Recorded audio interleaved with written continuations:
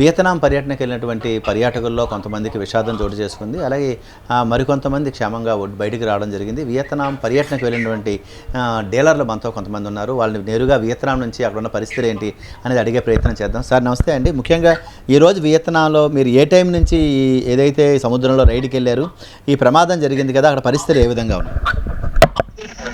Morning అయితే మేము 9 అయితే హోటల్ స్టార్ట్ అయ్యాం సార్. అక్కడికి వెళ్ళినప్పటికీ 10:30 అయింది. 12:30 రిటర్న్ సార్ మాది వచ్చేసి. అంటే మీరు ఎక్కడి నుంచి ఎక్కడి వరకు వెళ్ళారండి? పొకాక్ నుంచి పొకాక్ ఐలాండ్కి వెళ్ళాం సార్. లోపల వచ్చేసి ఒక ఐలాండ్, పొకాక్ ఓషన్ ఐలాండ్ సార్ అది. ఓకే, ఎంతమంది ఉన్నారు అక్కడికి వెళ్ళినప్పుడు? ఎంతమంది ప్రయాణం? సార్ టోటల్ అయితే 108 మెంబర్స్ సార్ మేము. ఓకే, సౌత్ ఇండియా నుంచి మొత్తం టోటల్ గా 108 మెంబర్స్ వెళ్ళాం సార్. ఆంధ్ర, తెలంగాణ, కర్ణాటక, తమిళనాడు 4 స్టేట్స్ నుంచి వెళ్ళాం సార్. ఇప్పుడు ఈ రోజు ఉదయం మీరు ఒడ్డు నుంచి ఎన్ని బోట్లలో బయలుదేరారు? అసలు ఏం జరిగిందండి అక్కడ? సార్ ఆల్మోస్ట్ ఇది 35 కెపాసిటీ అని చెప్పారు సార్. 32 మెంబర్స్ అయితే మమ్మల్ని అందులో తీసుకెళ్లారు ఒక్కొక్క బోట్ లో. మొత్తం ఎన్ని బోట్లు బయలుదేరాయి సార్? Total 4 sir. ఇప్పుడు ఈ బోటు ప్రమాదానికి గురైంది కదా, అది ఏ బోట్లో ప్రమాదం జరిగింది? అసలు ఎంతమంది రెస్క్యూ?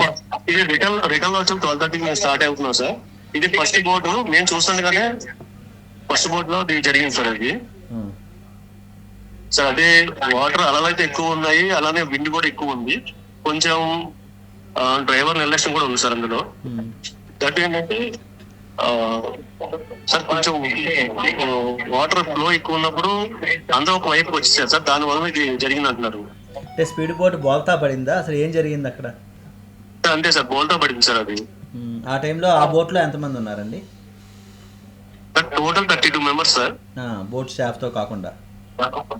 బోట్ స్టాఫ్ తో కాకుండా మన విజిటర్స్ వచ్చి 32 మెంబర్స్ సార్. 32 మెంబర్స్ లో 15 మెంబర్స్ అయితే రెస్క్యూ చేశారు సార్ ఇమీడియట్ గా. 15 మెంబర్స్ రెస్క్యూ చేశారు సార్. 17 మెంబర్స్ అయితే సివియర్ ఇంజ్యూర్స్ సార్. 17 మెంబర్స్ ని హాస్పిటల్ చేశారు సార్. ఓకే, ఇప్పుడు అక్కడ ఉన్న వాళ్ళు క్యాజువాలిటీస్ ఎంతమంది అండి? అంటే మీకున్న సమాచారం ప్రకారం క్యాజువాలిటీస్ ఎంతమంది ఉన్నారు? అంటే కొంతమంది క్యాజువాలిటీస్ అయితే 15 మెంబర్స్ రెస్క్యూ చేసిన అందరూ సేఫ్ గా ఉన్నారు సార్. వాళ్ళకైతే ఎటువంటి ఇంజురీ అయితే ఏం లేదు. మిగతా వాళ్ళ పరిస్థితి ఎలా ఉంది? ఇప్పుడు అయితే ఐసీయూలో ఉన్నది 2 సార్. రిమైనింగ్ అయితే 15 కన్ఫర్మ్ సార్. ఇప్పుడు అక్కడ సహాయ కార్యక్రమాలు ఎలా జరుగుతున్నాయండి? అంటే ఎంబసీ నుంచి ఏమైనా హెల్ప్ జరుగుతుందా? రెస్క్యూ ఎలా జరుగుతుంది? 100% సార్. ఇప్పుడు చిరంజీవి గారు ఏదైతే మాకు కాల్ చేసి మార్నింగ్ వచ్చేసి మాకు 1 తర్వాత ఈ సిచ్యువేషన్ తెలిసిందని చిరంజీవి గారు కాల్ చేశారండి. నారా లోకేష్ గారికి అయితే ఇన్ఫర్మేషన్ పాస్ చేస్తా ఉన్నారు. యాసిడ్ ఏదైతే జరిగిందో నాకు ప్రతి ఒక్కరి దగ్గర నుంచి కాల్స్ వచ్చింది సార్. ఎంబసీ నుంచి అవనివ్వండి, అలానే సార్ ఆఫీస్ నుంచి అవనివ్వండి, నారా లోకేష్ గారి ఆఫీస్ నుంచి అవనివ్వండి, పిఏ గారి నుంచి అవనివ్వండి, ప్రతి ఒక్కరి దగ్గర నుంచి. ఇప్పుడు ప్రెసెంట్ కూడా home minister madam Anitha madam గారి దగ్గర నుంచి కూడా కాల్స్ వచ్చాయి, కంటిన్యూ కాల్స్ వచ్చాయండి. ఇక్కడ ఏం జరుగుతుందని ప్రతి నిమిషం కూడా అప్డేట్ తీసుకున్నారు వాళ్ళు. సో మీతో పాటు మిగతా వాళ్ళు ఉన్నారు కదా, మీ ఫ్రెండ్ మిగతా డీలర్ వాళ్ళకి ఇవ్వండి ఎవరికైనా. అంటే అసలు మీ టూర్ ఎప్పుడు ప్రారంభమైందండి? అసలు ఈ రోజు ఎన్నో రోజు? అసలు ఎప్పుడు రావాలి? ఈ రోజు ఎక్కడికి వెళ్తున్నారు? ఏం జరిగింది సార్? మేము 8వ తారీఖు ఈవినింగ్ అయితే మేము హైదరాబాద్ నుంచి బయలుదేరాము. సో రేపటితో మా టూర్ కంప్లీట్ అవుతుంది. రేపు మార్నింగ్ మాకు రిటర్న్ ఫ్లైట్ యాక్చువల్లీ. సో రేపు మార్నింగ్ రిటర్న్ ఫ్లైట్ అయితే ఈ రోజు మాకు ఈ ఇన్సిడెంట్ జరిగింది. రేపు మార్నింగ్ మాకు 7:30, 8 o'clock మా ఫ్లైట్. ఇప్పుడు మొత్తంగా అంటే ఇప్పుడు ఆ బోటు వెళ్తున్న సమయంలో అలలు ఎక్కువగా ఉండడం వల్ల ఈ ప్రమాదం జరిగిందా? బోల్తా పడడం, లేకపోతే ఎలా? మిగతా బోట్లు 3 బోట్లు ఎలా ఉన్నారు? వాళ్ళకి ఏమైనా షాక్ లో ఉన్నారా? ఎలా ఉంది బోట్స్? ఇది డ్రైవర్ నిర్లక్ష్యం కూడా అని చెప్పి అనుకోవచ్చు సార్. ఇది అలలు ఎక్కువ ఉంటది, వీళ్ళకి తెలుసు కాబట్టి డ్రైవర్ కరెక్ట్ గా ప్రాపర్ గా కూడా చూడలేదు. డ్రైవర్ నిర్లక్ష్యం కూడా కొంచెం ఎక్కువే ఉంది. మొత్తం ఎన్ని గంటల సమయంలో ఈ ప్రమాదం జరిగి ఉంటుంది? సార్ ఇది వచ్చేసి ఎగ్జాక్ట్లీ 12:30 సార్. 12:30 మేము రిటర్న్ అవుతున్నాం సార్. ఇక్కడ టైం కి 12:30 సార్. సరే, అది వియత్నాం టైం వచ్చి 12:30 సార్. ఇండియన్ టైం వచ్చి 11 అవుతుంది సార్. ఇప్పుడు ప్రాథమికంగా ఇప్పుడు వియత్నాం లోకల్ గా అక్కడున్న న్యూస్ ఏజెన్సీ అని చెప్తున్నవి ఏంటంటే సుమారు 14 మంది వరకు చనిపోయారు అంటున్నారు. మీరు అక్కడ చాలా మంది ఒడ్డున్న చాలా మంది తాలూకా క్యాజువాలిటీస్ చూసుంటారు, సహాయ చర్యలు లేకుండా పడి ఉన్నారు. అసలు వాళ్ళలో తెలుగు రాష్ట్రాల వాళ్ళు ఎవరు ఉన్నారా, వేరే రాష్ట్రాలు ఉన్నారా? ఏమైనా ఐడెంటిఫికేషన్ జరిగిందా సార్? తెలుగు మన ఆంధ్ర నుంచి వచ్చేటప్పటికి 3 మెంబర్స్ అయితే ఉన్నారు సార్ ఆ సిచ్యువేషన్ లో. రిమైనింగ్ వచ్చేసి 14 మెంబర్స్ తమిళనాడు సార్. మొత్తంగా ఎంతమంది అనుకుంటున్నారు అక్కడ? వాళ్ళు చెప్తున్న దాని ప్రకారం ఎంతమంది? సార్ హాస్పిటలైజ్ అయింది 70 మెంబర్స్ సార్. Okay. 50 మెంబర్స్ అయితే కన్ఫర్మ్ చేశారు. 2 మెంబర్స్ అయితే ఐసీలో ఉన్నారు సార్. ఓకే ఓకే 15 మంది చనిపోయారని కన్ఫర్మ్ చేశారా? అవును సార్. ఓకే ఓకే ఇప్పుడు మళ్ళీ అంటే అక్కడ ఉన్న వాళ్ళకి ఏమైనా అంటే వాళ్ళు గుర్తించడం కానీ అవి కానీ ఎంబసీ ఏమైనా రెస్పాండ్ అవుతుందా?